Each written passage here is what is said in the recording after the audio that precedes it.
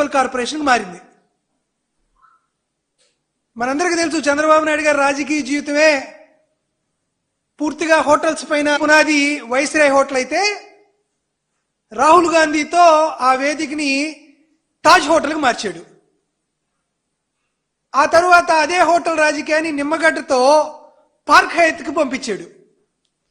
ఈరోజు Nellore municipal corporation రాజకీయ వేదిక పాండిచ్చేరికి మారింది.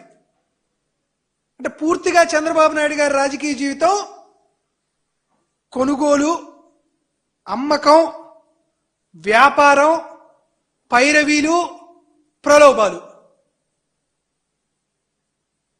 చంద్రబాబు నాయుడు గారు ఒక రిక్వెస్ట్ చేస్తున్నా, బాబు గారు మీ పార్టీ పేరు మార్చండి. టీడీపీ అంటే తెలుగుదేశం పార్టీ అని కాదు, ఇది ట్రేడింగ్ డెమోక్రసీ పార్టీ అని పేరు మార్చండి. టీడీపీ అంటే ట్రేడింగ్ డెమోక్రసీ పార్టీ అని పేరు మార్చండి. ఇటువంటి కుటిల రాజకీయాలు, కుట్ర రాజకీయాలు, స్థాయి తక్కువ రాజకీయాలు చేయాల్సిన అవసరం చంద్రబాబు నాయుడు గారికి ఎందుకు వచ్చింది? 8 నెలల పదవీ కాలం ఉన్నటువంటి నెల్లూరు మేయర్ ఎన్నికల్లో ఒక గిరిజన మహిళని పదవి నుంచి తొలగించి తన తాబేదారులను కూర్చోబెట్టుకోవడం కోసం చంద్రబాబు నాయుడు గారు ఈ నీచ స్థాయికి దిగజార్చాల్సిన అవసరం ఎందుకు వచ్చింది? వాస్తవానికి ప్రజాస్వామ్యంలో ఓటు కీలకం అని అంటూ ఉంటారు అందరూ.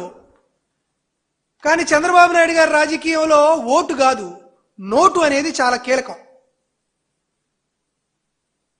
సరే, నెల్లూరులో 54 డివిజన్లు ఉంటే 2021 జరిగినటువంటి కార్పొరేషన్ ఎన్నికల్లో 54 డివిజన్లకి 54 YSR Congress party clean sweep చేసింది.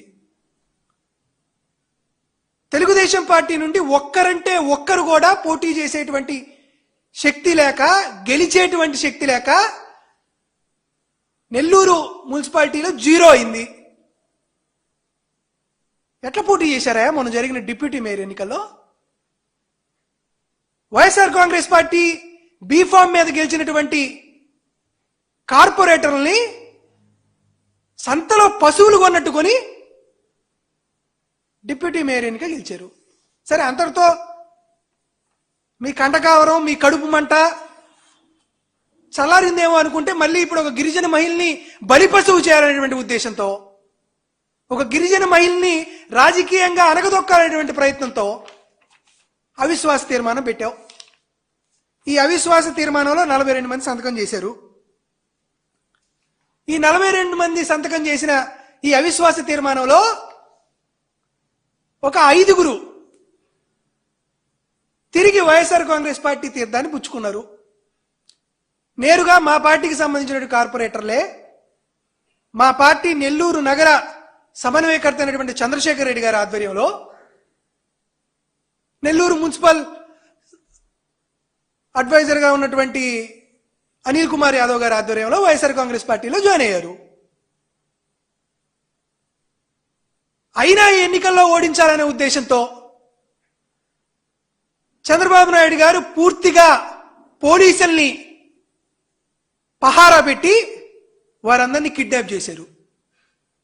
ఈరోజు నేను అడుగుతున్నాను, చంద్రబాబు నాయుడు గారు సిబిఎన్ అంటే చంద్రబాబు నాయుడు గారా, లేకపోతే కాన్స్టిట్యూషన్ బైపాసింగ్ నాయుడా అనేది అర్థం కావట్లా.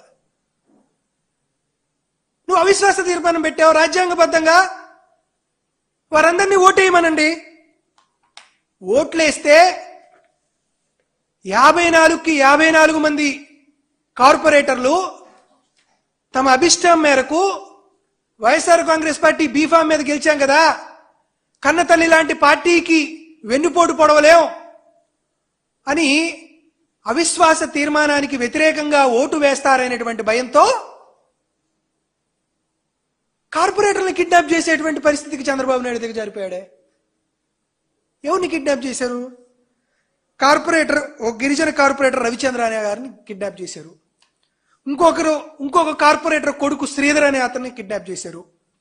34వ వార్డు కార్పొరేటర్ తండ్రి, ఒక ముస్లిం మైనార్టీకి సంబంధించినటువంటి వ్యక్తి నజీర్ అనేటువంటి ఆయన్ని కిడ్నాప్ చేశారు. ఏంది కిడ్నాప్ చేయడం? చంద్రబాబు నాయుడు గారి ఆధ్వర్యంలో కొత్త పథకం వచ్చింది. ఏందయ్యా ఈ పథకం పేరు అంటే కాకి క్యాబ్ సర్వీసెస్. అంటే మనం ఓలా క్యాబ్ చూసాం, ఉబర్ క్యాబ్ చూసాం, ఇప్పుడు కొత్త క్యాబ్ సర్వీసెస్ వచ్చింది, కాకి క్యాబ్ సర్వీసెస్. తమకు కావాల్సినటువంటి వ్యక్తుల్ని ఇంకా మళ్ళా బీహార్ నుంచి, ఉత్తరప్రదేశ్ నుంచి, లేకపోతే వేరే రాష్ట్రాల నుంచి కొత్తగా కిడ్నాపర్లు, గూండాలు, ముఠాదారులు రావాల్సిన అవసరం లే. పోలీసులే కిడ్నాపర్లు కాకి చొక్కా వేసుకొని పోలీస్ వెహికల్స్ ని తీసుకొని వచ్చి కిడ్నాప్ చేయడం అనమాట. ఎందుకంటే ఆంధ్రప్రదేశ్ రాష్ట్రంలో పోలీసులు ఐపీసీ సెక్షన్స్, సిఆర్పిసి సెక్షన్స్ వాళ్ళకు వర్తించవు. వాళ్ళకు వర్తించేటువంటి సెక్షన్స్ ఏంది? TDP sections, CBN sections. మనం అంటాం బిఎన్ఎస్ఎస్ అని కొత్తగా వచ్చింది, భారతీయ న్యాయ సంహిత అని కొత్త చట్టం వచ్చింది. ఆంధ్రప్రదేశ్ రాష్ట్రంలో బిఎన్ఎస్ సెక్షన్ అంటే దాని పేరు వేరు, బాబు అన్యాయ సంహిత చట్టం. పోలీసులే కిడ్నాప్లు అవడం, అవిశ్వాస తీర్మానానికి వ్యతిరేకంగా ఓటు వేస్తారనేటువంటి కార్పొరేటర్ని వీరే రోడ్డుకి అడ్డంగా పోలీసు వెహికల్స్ పెట్టి వాళ్ళని కిడ్నాప్ చేసి 2-3 జిల్లాల్లో రాత్రంతా తిప్పి నేరుగా తెలుగుదేశం పార్టీ క్యాంపులో వారిని కూర్చోబెట్టి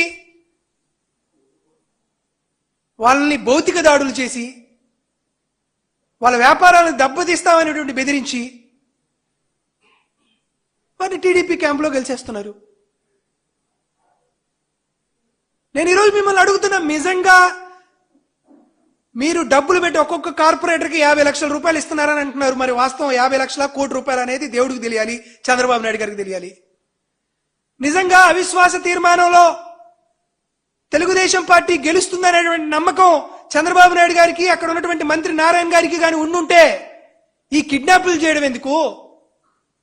ఈ దోపిడీలు, దుర్మార్గాలు, దురంకారమైనటువంటి చర్యలు చేయడం ఎందుకు?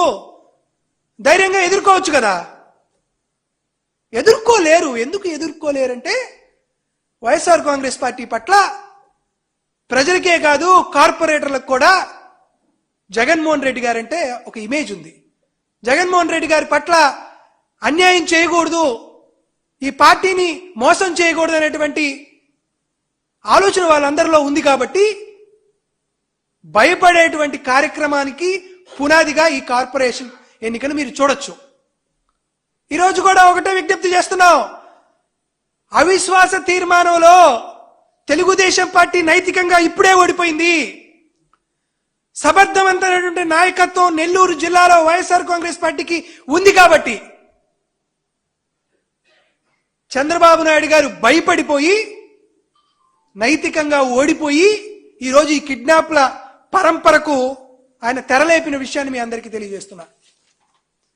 కాబట్టి రేపు ₹1 రేటు 2 కోట్లకో 3 కోట్లకో 4 కోట్లకో మీరు పెంచి తాత్కాలికంగా మీరేమన్నా మీ ఇగోని మీరు సంతృప్తి పరుచుకోవచ్చేమో, కానీ వాస్తవానికి గెలిచింది వైఎస్ఆర్ కాంగ్రెస్ పార్టీ అనే చెప్పదలుచుకుంటున్నాం. కాబట్టి ఇటువంటి దిక్కుమాలినటువంటి రాజకీయాలు చేస్తున్నటువంటి చంద్రబాబు నాయుడు గారికి గతంలోనే ఎన్నో ఎన్నికల్లో తెలుగు ప్రజలు సరైనటువంటి సమాధానం ఇచ్చారు. కాబట్టి మీరు చేసినటువంటి ఈ అనైతిక రాజకీయాలకు కూడా భవిష్యత్తులో సింహపురి జిల్లానే కాదు యావత్ ఆంధ్రప్రదేశ్ రాష్ట్రంలో కూడా ఖచ్చితంగా మీకు చెప్పు దెబ్బలు కొట్టినట్లు మీకు తీర్పు ఆంధ్రప్రదేశ్ రాష్ట్ర ప్రజలు ఇవ్వబోతున్నారనే విషయాన్ని ఈరోజు ఈ పత్రికా సమావేశం ద్వారా మీ అందరికీ తెలియజేస్తున్నా.